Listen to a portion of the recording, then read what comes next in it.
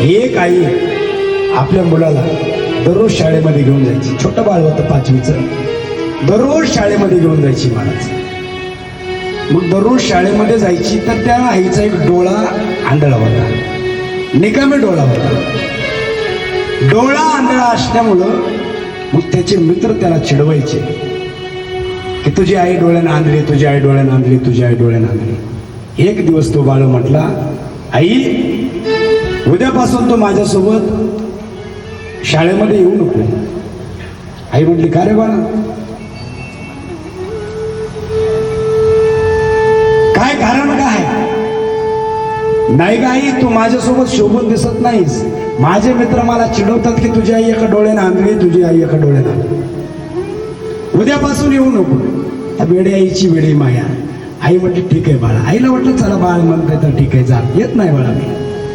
मग दररोज शाळेमध्ये गेले की अगं आई, माझे ते मित्र मला म्हणायचे आंधळ्या आईचा मुलगा आला, आंधळ्या आईचा मुलगा आला, दररोज म्हणायचे.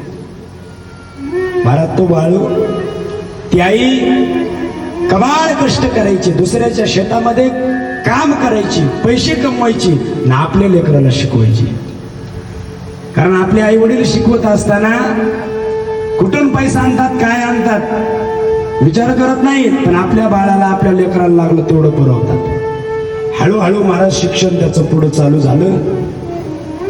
10वी 12वीचं शिक्षण पूर्ण झालं. 10वी 12वीचं शिक्षण पूर्ण झाल्याच्या नंतर त्याला काही पुढच्या शिक्षणासाठी बाहेर जायचं होतं, पण बाहेर जाण्यासाठी पैसा लागला होता. तो एक दिवस घरी आला आणि आईला म्हटलं, आई, हे आई, मला 1.5-2 लाख रुपयाची गरज आहे. आई मला पुढचा कोर्स पूर्ण करायचा आहे, मला बाहेर शिकायला जायचंय. ती आई म्हटली, बाळा मी एवढे पैसे आणू कुठून रे? हा, कुठून मी कबाड कष्ट करायचा एवढा पैसा आणू कुठून? पण आई म्हटली, बाळा मी प्रयत्न करते. त्या आईनं स्वतःच सोनं त्या सोनारापाशी गहाण ठेवलं, व्याजानं पैसे आणले महाराजांना आपल्या लेकाला दिले, शिकायला बाहेर पाठवलं. नंतर 2 वर्षाला म्हटलं, आई मला आता अमेरिकेत शिकायला जायचंय ग, आणखी पैसे लागणार आहेत. आईनं कशाचा विचार न करता मला शेताचा बैनामा दिला आणि पैसे उचलून त्या बाळाला शिक्षणासाठी अमेरिकेत पाठवलं. महाराज हळूहळू तो शिक्षण काळामध्ये मोठा झाला. तिकडंच शिक्षण शिकून त्याला नोकरी लागली. नोकरी लागली, ऐका सज्जनो, नोकरी लागल्याच्या नंतर तिकडंच त्याने अमेरिकेची एक गोरी गोमटी मुलगी बघितली आणि तिच्यासोबत लग्न केलं आणि आपला संसार थाटायला लागला. इकडं मात्र आई ती एकटीच महाराज घरामध्ये. कोणी बी बाहेरून गावावरून कोणी व्यक्ती आला की त्याला म्हणायची, माझा बाळू बघितला का, माझा बाळू भेटला का? फोन नाही, चिठ्ठी नाही, चपाटी नाही, काही नाही महाराज. प्रत्येकाला विचारायची, हटकायची, माझा बाळू बघितला का, माझा बाळू बघितला का. एक दिवस तो बाळू तिकडं शिकून मोठा झाला, लग्न केलं, लेकरं बाळ झाले. नंतर त्यानं बदली करून मुंबई सारख्या मोठ्या शहरामध्ये आला. शहरामध्ये आल्याच्या नंतर त्या आईला कळालं कोणाच्या तरी मार्फत की तुमचा बाळू शिफ्टिंग होऊन मुंबईला आला शिकायला. आईला महाराज राहावं ना प्रेम, कधी जाईन असं वाटत होतं माझ्या बाळूला भेटायला. त्याच्या मित्राकडून तो पत्ता लिहून घेतला आणि ती वेडी आई महाराज खेड्याच्या गावातून मुंबई सारख्या शहरामध्ये आली. त्या ऑटोवाल्याला तो पत्ता दाखवला. तो ऑटोवाला त्या पत्त्यावर त्या आईला त्याच्या घरी घेऊन गेला. शहरामध्ये घराच्या बाहेर नाव लिहिलेलं असतं, या व्यक्तीचं घर आहे म्हणून लिहिलेलं असतं. घरी घेऊन गेला महाराज. गेल्याबरोबर एक दूधवाला आला. दूधवाल्याला विचारलं, काका ही चिठ्ठी आणि हा पत्ता बरोबर आहे का? हो म्हटलं, हेच नाव आहे, हेच घर आहे, बरोबर आहे. बराच वेळ महाराज त्या आईनं तो दरवाजा वाजवला. ते बाहेर बेल असते ना, ती बेल वाजवली, कोणीच आलं. दूधवाल्यानं आवाज दिल्याच्या नंतर ते बाहेर आले. बाहेर आल्याबरोबर त्या बाळूची जी पत्नी होती गोरी गोमटी, ती दूध घ्यायला आली बाहेर. बाहेर आल्याबरोबर महाराज ती आई जी गेली होती त्या आईनं विचारलं, अहो हे माझ्या बाळूचं घर आहे का? आता खेड्यातून गेलेली आई महाराज, गरीब घरातली, केस विस्कटलेले, कसली तरी साडी घातलेली, अस्ताव्यस्त अवतार झालेला. तेवढ्यामध्ये ती शिक्षण शिकून आलेली त्या बाळूची बायको म्हणते, कोणता बाळू?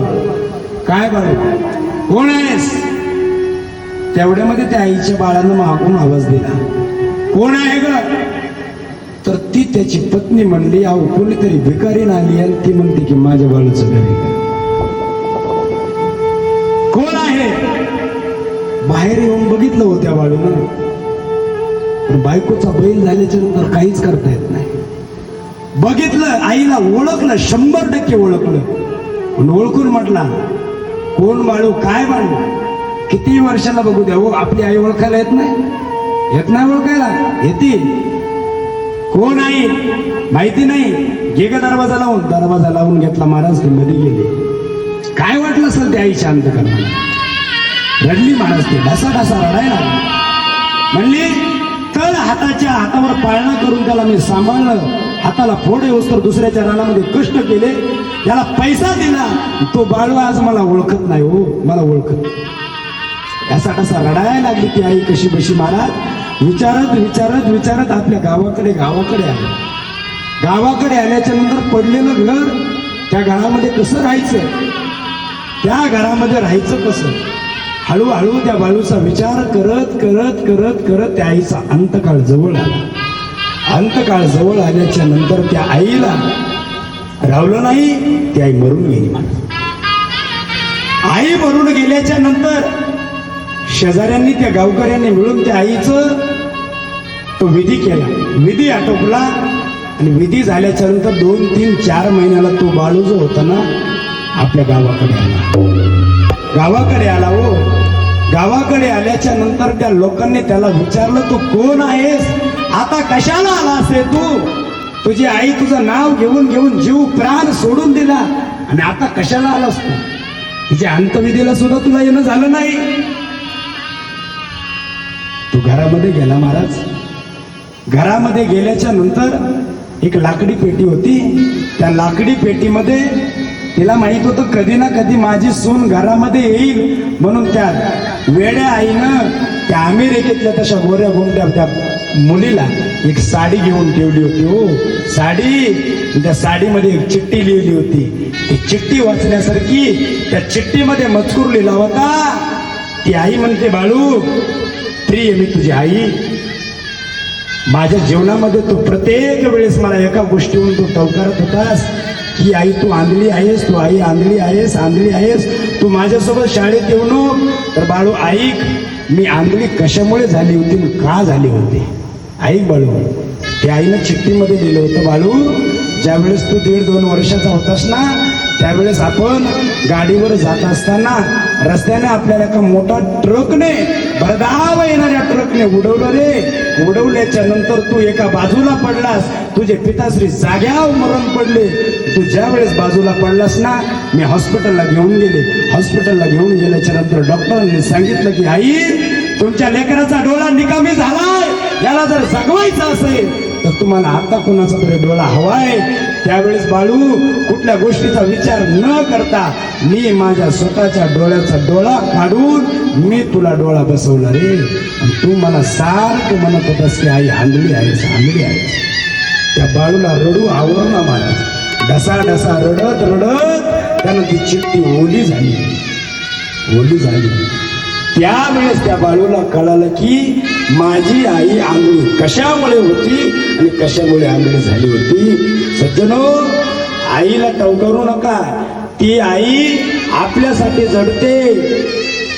जरी तिचा राग आला असेल, तिचा तुम्हाला क्रोध आला असेल, ती तुमच्या बायकोला कधी बोलली असेल, आई ती आई असते रे. 2-4 गोष्टी खालीवरी झाल्या तर ती बाहेरून आणलेली बायको म्हणते मी चाले माझ्या माहेरला सोडून. पण तुमच्या आईला तुम्ही 10 शिव्या द्या, कसंही बोला, पण ती आई तुम्हाला कधीच म्हणत नाही की मी तुला सोडून चालले. म्हणून तिला आहे तोपर्यंत तिला जपा, तिच्यावर प्रेम करायला शिका. हा भगवंत देखील त्या आई विना रिकामी आहे. म्हणून त्या आईला विसरू नका. त्या जगात